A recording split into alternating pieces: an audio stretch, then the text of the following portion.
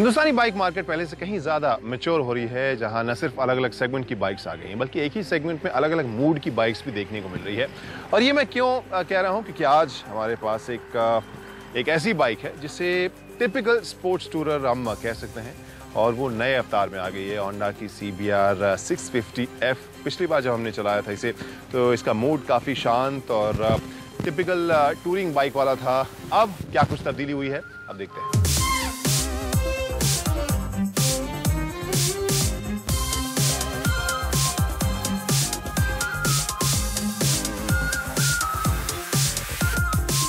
तो सबसे पहली तब्दीली जो इसके लुक में मुझे नज़र आ रही है वो इसका रंग है। जो दो विकल्प आए हैं उसमें से एक की मैट फिनिश भी है ब्लैक, इसे पहले से ज़्यादा स्पोर्टी और अग्रेसिव बनाता है। जो इसका पिछला वर्जन था वो थोड़ा सादगी वाला था, जिसे बहुत से शायद बोरिंग भी कह सकते हैं, क्योंकि 650 सीसी वाले सेगमेंट में आमतौर पर हिंदुस्तानी जो बाइक प्रेमी हैं वो ज़्यादा अग्रेसिव डिज़ाइन चाहते हैं। तो ऐसे में काफ़ी वो सीरियस सा डिज़ाइन देखने को मिला। तो यहाँ पर इस ब्लैक फिनिश के साथ ये पहले से कहीं ज़्यादा आक्रामक, आकर्षक मुझे तो कम से कम नज़र आ रही है। दूसरा जो पहलू है वो है इसका लुक। साइड से अगर आप देखें, इसके फेयरिंग के बाद जो इंजन है वो आपको यहाँ पर साफ बाहर देखने को मिल रहा है, और इसकी जो लुक है, इसका फिनिश है, वो काफ़ी ज़्यादा इसको मैं कहूँगा स्पोर्टी और स्टाइलिश बना रहा है। काफ़ी कूल सा ये हिस्सा मुझे देखने को मिल रहा है। इसके अलावा यहाँ पर आप देखें तो मोनोशॉक है, और एक इंटरेस्टिंग जो फीचर आप यहाँ देखेंगे, अंडर बॉडी जो इसका एग्जॉस्ट है वो इसे और स्टाइलिश बनाता है। तो कुल मिलाकर लुक के मामले में और जो फिनिश है उस मामले में मैं कहूँगा कि बहुत ज़्यादा क्रांतिकारी बदलाव देखने को नहीं मिलेगा, लेकिन मूड इसका बदला हुआ नजर आ रहा है।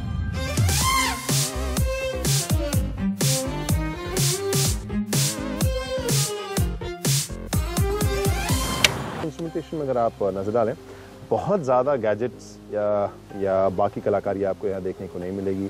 यहाँ पे दो डिस्प्ले है, दोनों डिजिटल है। एक में आपको स्पीडोमीटर, टैकोमीटर देखने को मिलेगा। इसके अलावा आप उसे दूसरे वाले में अगर आप नजर डालें तो यहाँ पर आप फ्यूल गेज और आपको जो घड़ी है वो देखने को मिल रही है। ABS इसमें है, लेकिन आजकल बहुत चर्चा आप सुन रहे होंगे ट्रैक्शन कंट्रोल वगैरह जो मोटरसाइकिल्स में, स्पेशली परफॉर्मेंस मोटरसाइकिल्स में देखने को मिलती है, वो इसमें नहीं है। तो ABS है, लेकिन सीमित गैजेट्स या इलेक्ट्रॉनिक्स के साथ इसका प्रदर्शन दरअसल कैसा है, क्या रोमांचक है या नहीं, और क्या बिना बहुत ही हाईटेक गैजेट के भी इसकी जो राइड है वो रोमांचक लगती है कि नहीं, देखते हैं।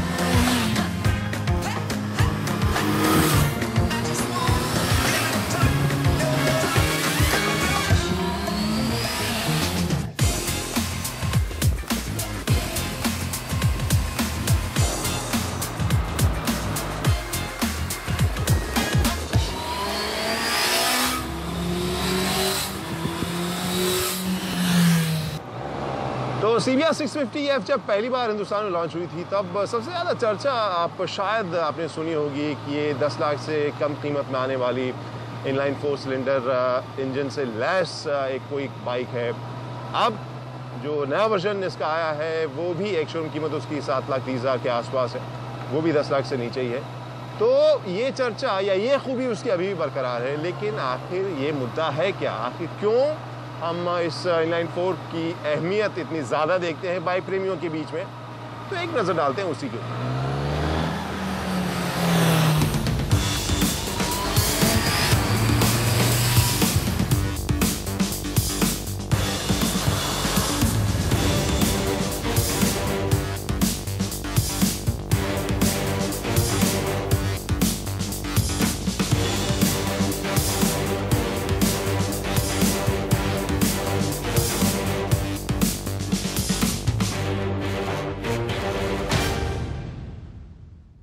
तो राइड हमने ख़त्म कर ली है, और अब इसके राइडिंग पोजीशन के बारे में मैं ज़रूर जिक्र करना चाहूँगा। आरामदेह है, लंबी दूरी के लिए भी ये आरामदेह पोजीशन लेगी। बहुत ज़्यादा अग्रेसिव नहीं है सुपर स्पोर्ट्स कैटेगरी की बाइक्स की तरह, और सीधी भी नहीं है, लेकिन ये है कि मैं जितनी भी देर इसे चला रहा था मुझे हथेली में, कलाई में या फिर शोल्डर में कोई समस्या नज़र नहीं आई, और मुझे लग रहा है कि बहुत लंबी दूरी पर भी आरामदेह ही होगी। और कुल मिलाकर सस्पेंशन का जो पूरा सेटअप है वो भी आपको आरामदेह और फर्म लगेगा। तो राइड क्वालिटी मुझे अच्छी लगी, ब्रेकिंग इसकी मुझे काफ़ी अच्छी लगी, और राइडिंग पोजीशन तो मैंने आरामदेह बताई ही।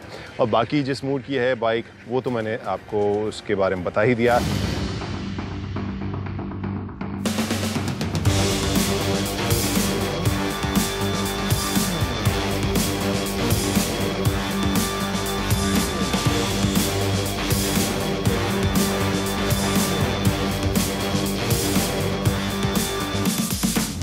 आखिर में पैकेज के तौर पर अगर मैं देखूं तो ये उन राइडर्स के लिए मुझे अच्छी बाइक नज़र आती है जो स्पोर्ट्स टूरर चाहते हैं, जो लंबी दूरी पर भी अपनी इन बाइक्स को लेकर जाना चाहते हैं, ज़्यादा चलाना चाहते हैं, लेकिन शरीफ मूड वाली थोड़ी लीनियर ताकत वाली बाइक चाहते हैं जो डराए नहीं लेकिन हाँ परफॉर्मेंस दे।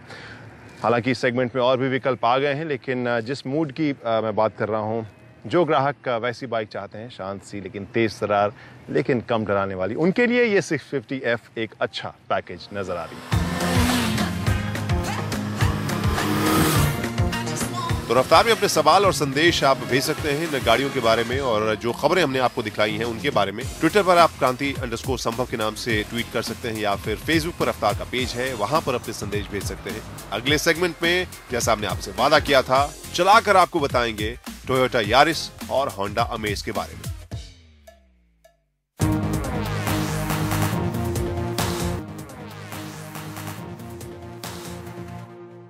तो होंडा अमेज को जब हमने ऑटो एक्सपो में देखा था तो तमाम तब्दीलियां पहली नज़र में ही जाहिर हो गई थी, खासकर लुक के मामले में, और हमें लगा था कि नयापन तो काफ़ी है। अमेज बिल्कुल नए प्लेटफॉर्म पर तैयार हुई है। कंपनी का दावा है कि फ्रेम को पहले से ज्यादा मजबूत किया गया है, कार के अंदर बाहर आकार बदले हैं, NVH लेवल में सुधार हुआ है और AC के कंप्रेसर के आकार में बढ़ोतरी की गई है, जिससे कार जल्दी ठंडी हो सके।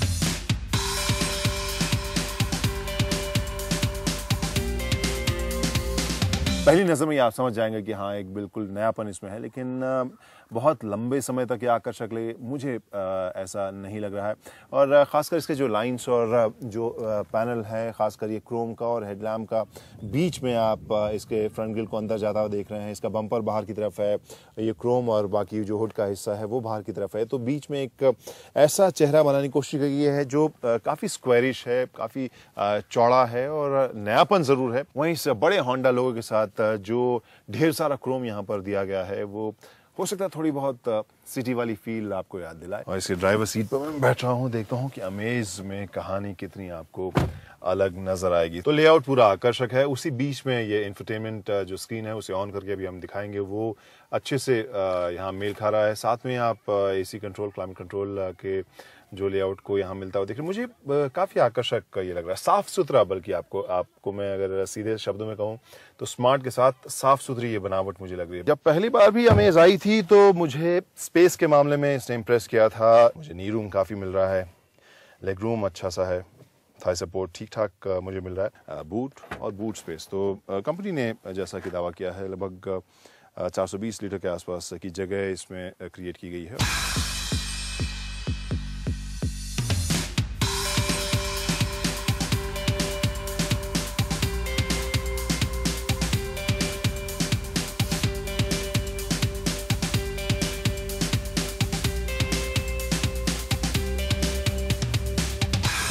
मैनुअल ट्रांसमिशन की बात करें तो वहाँ पर उसका प्रदर्शन मुझे बहुत ज़्यादा चुस्त नहीं लगा।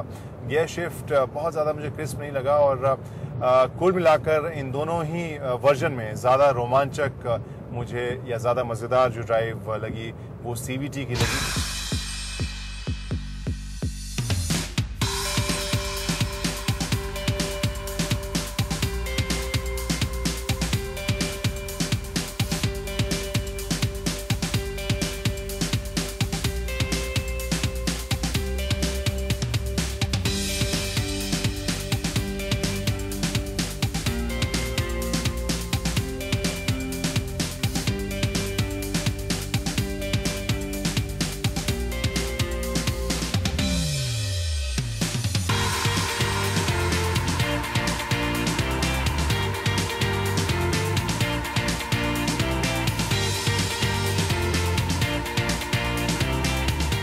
तो अमेज के पेट्रोल वर्जन की ड्राइव के बारे में भी आपको बता दें, जिस सेगमेंट की गाड़ी है उस हिसाब से आपको ये अच्छा पैकेज लगेगी।